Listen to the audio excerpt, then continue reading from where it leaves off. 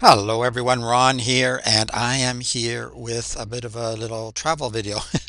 I'm actually going to put it up on both channels. I did a video a little while ago. A viewer requested about This is Germany. I thought that was a lot of fun, and my wife and I used to like watching uh, those kinds of videos. Sometimes they're aerial views, sometimes they're just people traveling. This one is two people, Tia and Andy, traveling. I don't know Tia and Andy, but I live in Ontario.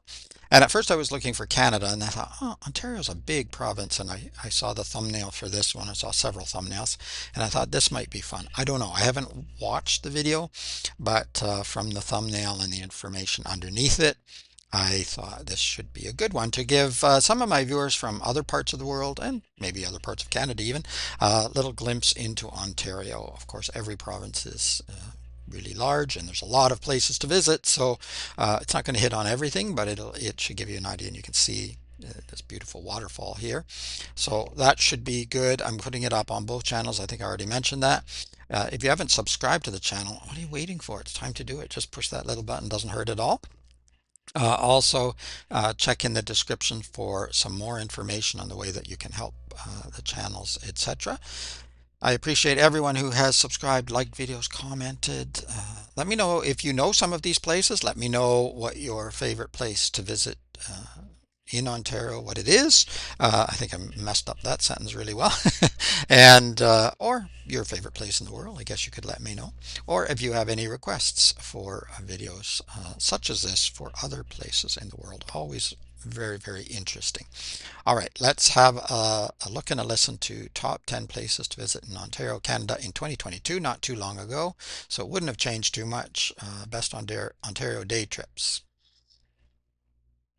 We've had an incredible couple of years exploring Ontario, and now we want to share that with you. In this video, we're going to list out some of the most Beautiful. amazing places to visit throughout Ontario in 2022. Let's go.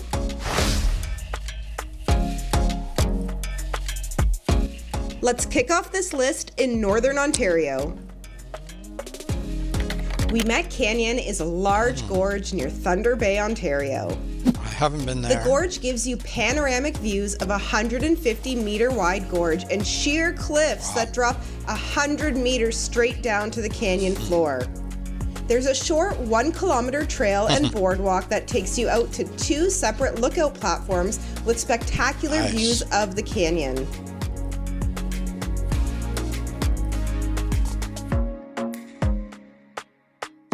Beautiful nature. Maybe not in the spring. One cool feature of the gorge is that Arctic plants that are usually found 1,000 kilometers north of Wilmette Canyon actually survive in the unique environment at the bottom of the canyon.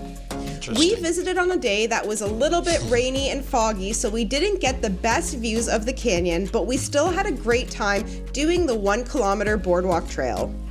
Smell the air. It's also good to note that while there isn't any attendance monitoring this park, there is a drop box to drop $2 per person, which goes towards the maintenance of the park overall.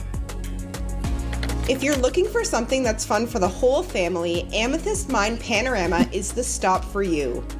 It is located about 60 kilometers east of Thunder Bay and is open 7 days a week from June to October.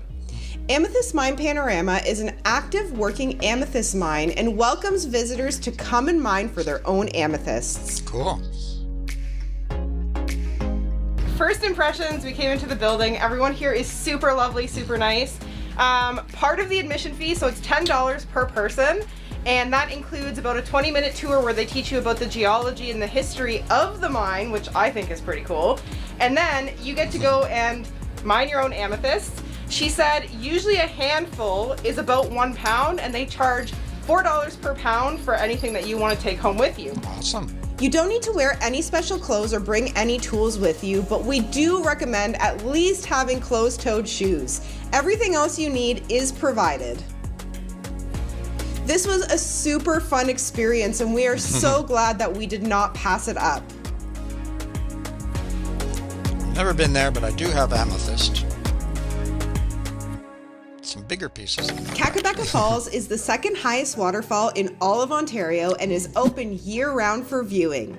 It's found in Kakabeka Beautiful. Falls Provincial Park, and it is lined with boardwalks and trails that wrap all the way around the falls to give you so many different views. Alright, Nice. welcome to Kakabeka Falls. This is the Niagara Falls of the North.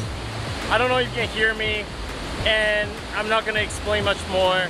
Giant waterfall, super awesome. Check it out.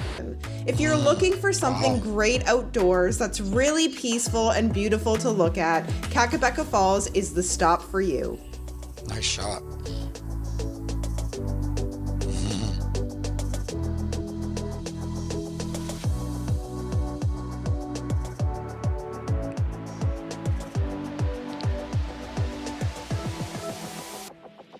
If you like to discover peculiar things in your travels, the town of Wawa has something perfect for you. Big goose.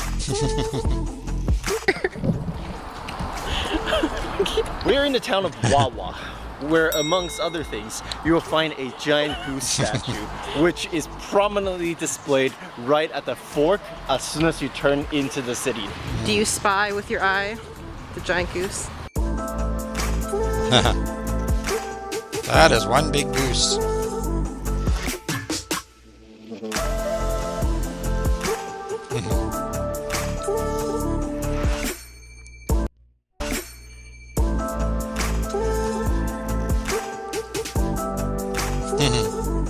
Every angle. So that's actually pretty cool. This is the last point in for the Ontario portion of the Highway 1. So over here, I guess, is where they finally connected it. And reading reading quickly through this, basically the connection of this allowed a lot quicker travel between Wawa and Sault Ste. Marie. It used to take 8 hours, and honestly, it took us 3 with a lot of stops. So thank God we have the good stretch now. It's a big difference. All right, we learned another new thing.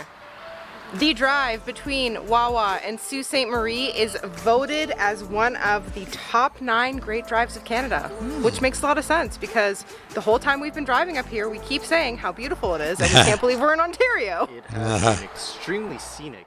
Manitoulin Island is found in northern Ontario, right in Lake Huron. There's 2 ways to access the island.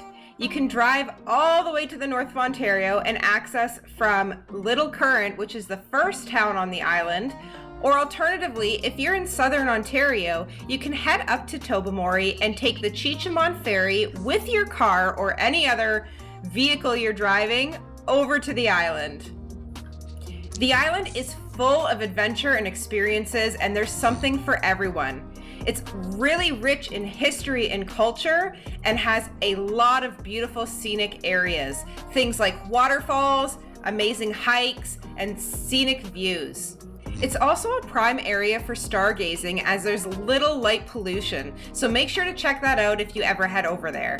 If you're looking to get really adventurous, we actually did our first bike packing trip on Manitoulin Island and found that it was perfect for first timers. There's very little car traffic, allowing you to bike easily and safely on the roads as you go from town to town.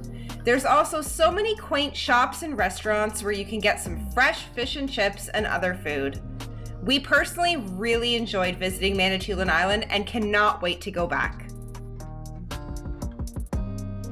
Beautiful. Sorry, I had to back up there a little bit because I wasn't sure how long they were going to go with Manitoulin Island, and then I thought there might be an ad for me to stop, but there wasn't because I'm trying to cut out the ads because YouTube will put new ads, so I didn't want ads on top of ads. But I wanted to stop because I am very familiar with Manitoulin Island. I've been there many times. My wife and I got married on Manitoulin Island, and we always took the Chichimon, the ferry, and I have a cardboard, I don't know if you can see this, a cardboard version of it that they used to sell in the little shop on the ferry, on the boat. Used to have candies inside here. That's where all the cars go and the trucks and everything else, motorcycles. I used to have candy, so I bought this to bring back because I don't have my L.T.L tutoring t-shirt on, but I tutor, and I tutor a lot of all ages, but a lot of children and even older people like candy. And I always offer a candy during our session. So that was perfect. The kids got a big kick out of that. And so we always took the ferry up and it came into South Baymouth. And instead of Little Current, which is if you drive all the way around from where we are, it's much further to drive around. So we drive up, put the car on the ferry across to South Baymouth. That's where we got married, right outside on the dock, or near the dock where the ferry comes in. And then we had our reception not too far away on an older ferry, the Nor Isle, that used to be a museum, but it's no longer there. This was quite some time ago, but that was amazing to have our reception there. We traveled all over Manitoulin Island. It is beautiful. A lot of lakes, a lot of trees, and a lot of rock. So it's, some people love it. Some people, there's not enough shopping for them, no malls, things like that. But for us, it was absolutely gorgeous. So I just had to back up and mention that. You can get some fresh fish and chips and other food. We Yes. personally really enjoyed Lots of visiting fish. Manitoulin Island and cannot wait to go back. If Northern Ontario is a far trek for you, then maybe Central Ontario is where you'll want to be. In Central Ontario, we've got 2 parks you don't want to miss, and the first one is Algonquin Provincial Park. Algonquin is by far one of the most popular provincial parks, and for good reason. With 8 campgrounds, 14 interpretive trails, a logging museum, and an art center, along with many, many lakes that you can go take a dip in, this is the park for everyone. It is Driving beautiful. up Highway 60, you'll be immersed in Algonquin Provincial Park. You'll have a range of trees and lakes and stunning views. The area also offers superb fishing opportunities, amazing wildlife viewing and photography opportunities. If you're into birding, well, there's lots of that, and there's year-round options. If you're really looking for a nature getaway, this is the perfect spot for you. Our next Gorgeous, park but I don't falls tempt. technically on the cusp of Northern and Central Ontario, but we're just going to say it's in Central Ontario, and that's Killarney Provincial Park. This is by far one of our personal favorite parks, and that's because the wilderness and landscape is just stunning. This park has 645 square kilometers of wilderness landscape that showcase the pink granite of the Georgian Bay Coast, as well as the white quartzite of the La Cloche Mountains. Cool. The region actually served as inspiration to the Group of Seven, which are some of the most famous artists in this country's history.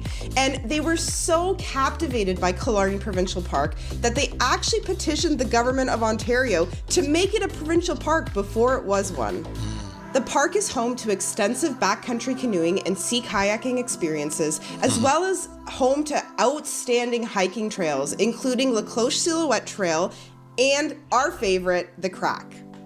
This is another park that really just does not disappoint. So if you've never been to Killarney Provincial Park, we highly recommend adding this one to your list. Lots of rock. And, beautiful lookouts. Get that on Manitoulin as well.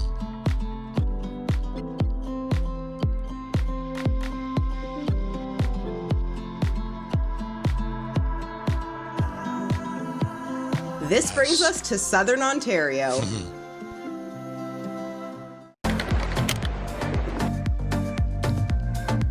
Point Pelee National Park is Canada's second smallest but most ecologically diverse national park. It is home to more than 390 bird species and 70 species of trees. And about 70% of it is actually composed of marsh, which is lined with cattails as far as the eye can see. This is one of the largest remaining marshes in Southern Ontario. Depending on the time of year you visit, you might actually see things like frogs, turtles, muskrats, snakes, and various other insects when walking the marsh boardwalk.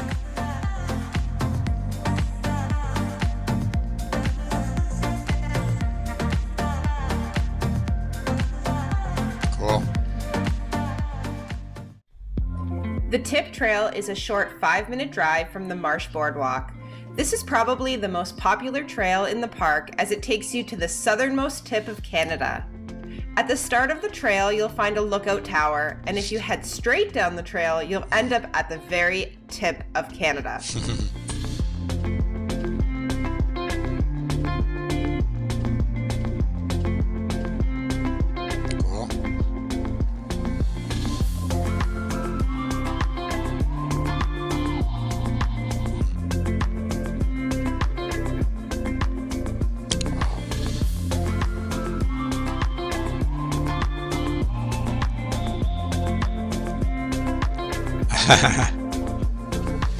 Is that the tip? If you're not afraid of heights, heading up the tower is a must. It'll give you a whole different view of the entire tip, along with all of the beautiful greenery and plants that surround it. If you're looking for a little more, this national park offers authentic camping. This is basically a unique accommodation that's a mix between an A-frame cabin and a prospector tent, all on a raised wooden platform. These Great allow you view. to stay overnight at the park so you can do more exploring. Nice. Known as Ontario's most beautiful village, Elora is a quaint little town that's home to Elora Gorge and tubing down the Grand River. It has a historic downtown that is bustling with artists and musicians and is perfect for souvenir shopping or dining at one of their exquisite restaurants. If you're looking for the small town vibes, this is definitely the destination for you. Now there's quite a few different things that you can do in Elora, so here's some of our tips. All right, everyone. So Elora is a really small town. We are pretty much on the main strip right now. One of the great ways of spending an afternoon. Well, you're on the main strip of Mill Street, but there's two main strips actually. Yes, there's the on Mill Street and off Mill Street, the older town, or maybe not the older, that's the wrong word, but the town and the tourist area. Mill Street's sort of the tourist area. I worked in Elora. I used to live not far from there in Fergus, Ontario, and I used to walk and or bike to work in Elora. I was a chef at a restaurant there, which is just up this way from the Elora Mill. Beautiful little waterfall just past the Elora Mill. I'm not sure if they'll show that. They probably will since they're right there. But yeah, it is a gorgeous town. But there was a bit of a rivalry sometimes about the sort of regular town people and the Mill Street. It wasn't a bad one, but there's, all those artists down there on Mill Street. In the middle of winter in Ontario, Canada. So first stop, your perfect first stop would be the Elora Mill.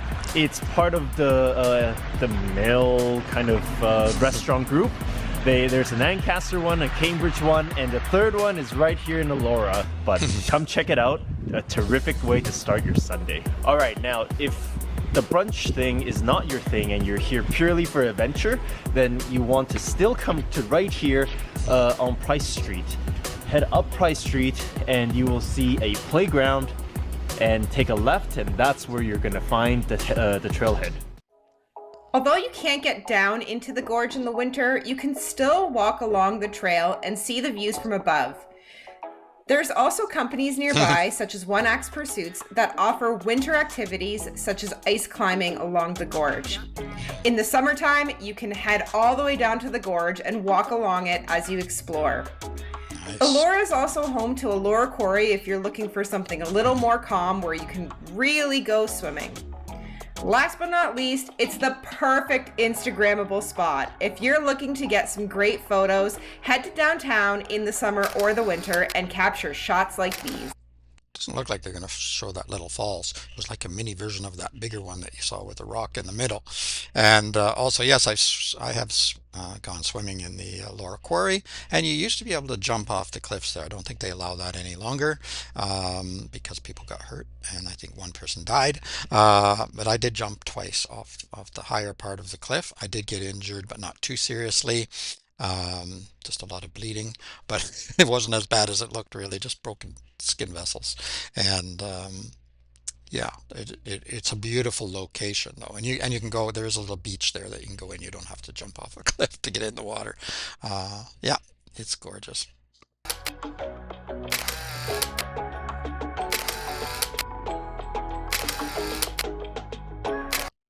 Sorry, more ads that I'm cutting out there.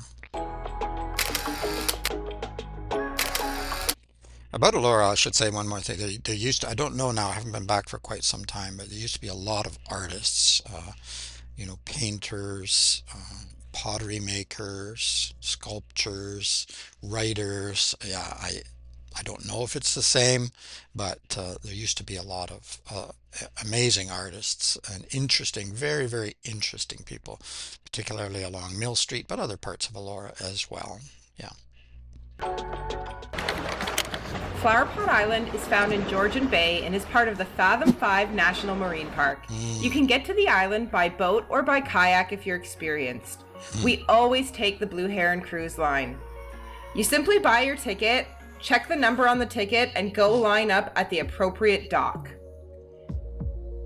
It is a gorgeous tour. The Tobermory area has two harbors, Not on that boat. Big Tub Harbor and Little Tub Harbor. When you get on the Blue Heron Cruises boat, they take you into Big Tub Harbor first to see a couple of shipwrecks and learn about their history. From there, it's smooth sailing on your way to Flower Pot Island. We went on the tour on a smaller boat, a much smaller boat, and he took a lot longer, so it was actually great. There were only a few of us, my wife and I think another couple. There are two ways to explore the island. The most popular option is doing a day trip. If this is what you plan on doing, make sure you book your boat ticket for there and back.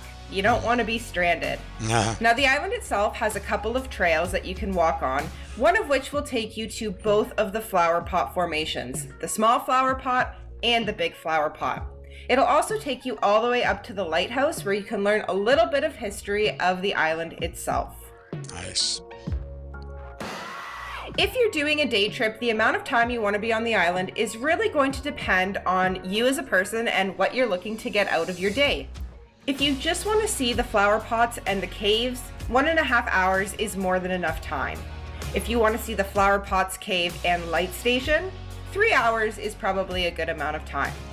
And if you want to see the flower pots, cave, light station, have a picnic, and hike the entire loop trail, we'd recommend between 4 and 5 hours so that you can really enjoy your views. For any day trip, make sure to bring sturdy footwear, sunscreen and a hat, carry in water because there's no tap water available, and make sure you bring some snacks with you.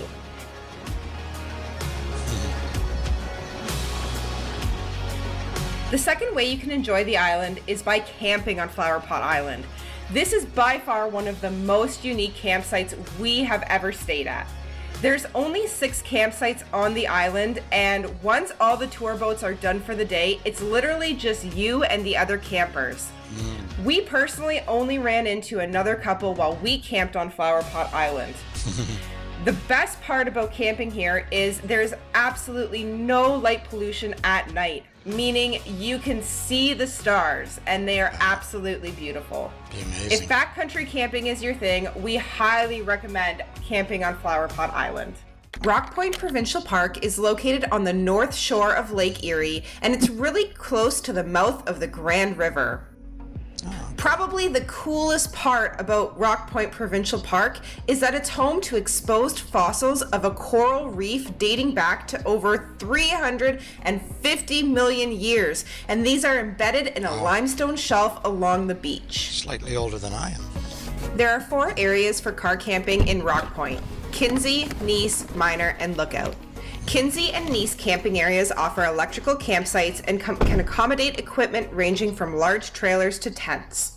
Minor and Lookout do not offer electrical service, but the campsites accommodate tents to small trailers. We stayed in the Minor section, and our campsite was pretty grassy and had some tree coverage. It was really nicely kept and quite large. There's 1 kilometer of natural sand and pebble beach that runs from the campground to the day use area. The beach does have a gradual drop off that's not marked by a buoy line, so if you do plan on going swimming, please be careful. Our campsite was near the very end of the beach and had stairs that you needed to use to get down to the beach area.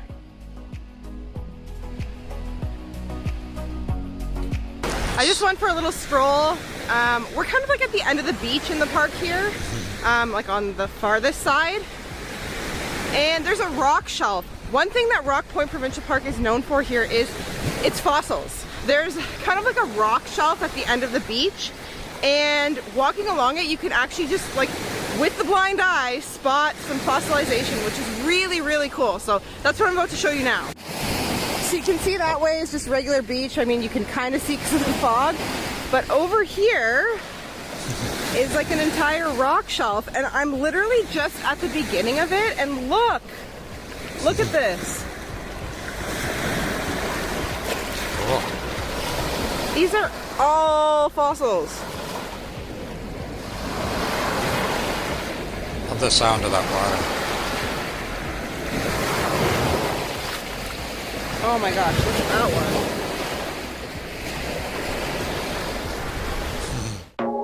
While this is in no way an entire list of everything Ontario has to offer, it is a list of some of the awesome places we've personally explored over the last couple of years. We really hope you enjoyed this video, and we hope you have the opportunity to get out and explore in 2022. If you like this video, please give us a big thumbs up and consider subscribing to our channel, because we've got lots more where this came from. All right, I think that's the end. I'll stop. Yes, I'll put a link below to the original video. And Tia and Andy, thank you very much. That was a good tour. Okay, well, we'll stop at the campsite there.